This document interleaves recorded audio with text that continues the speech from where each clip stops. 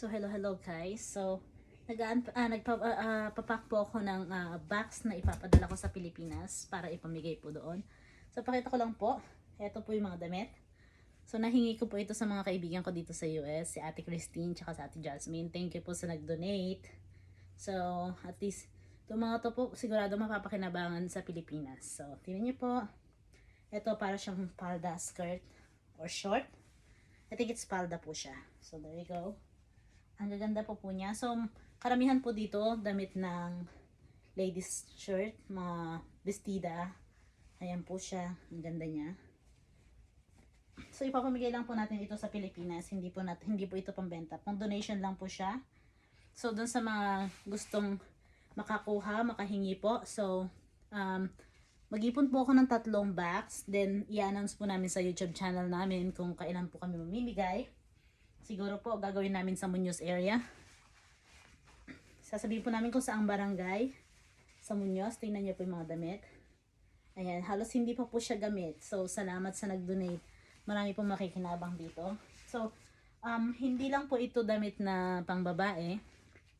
Magko-collect lang po ako ng mga damit na pambata. So, ayan. Pero sa ngayon po, ito po muna. Mga damit pang babae. Mga estudyante na hindi maka-afford bumili ng mga damit, yan, sa CLSU. So, ayan po. Imamimigay po namin ito lahat. So, sa mga gusto pong makakuha, please subscribe to our channel. And also, i-share nyo na rin po sa mga kaibigan ninyo. Ayan po siya. Diba? Ang gaganda ng mga damit.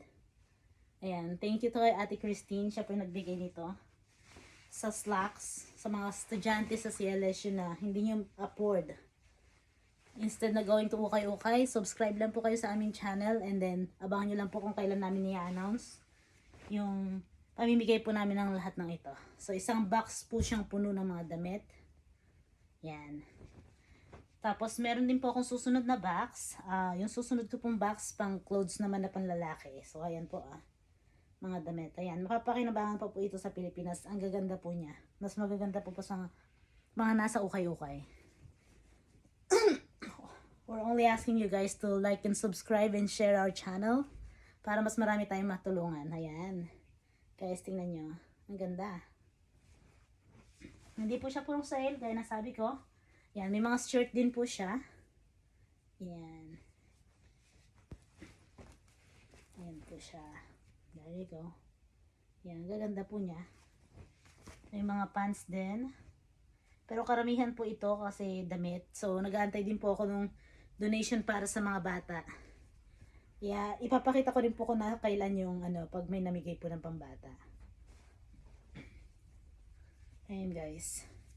So kaysa po i-donate ng mga Pilipino dito sa mga thrift store, hiningi ko na lang po yung mga namimigay at ipapadala ko sa Pilipinas.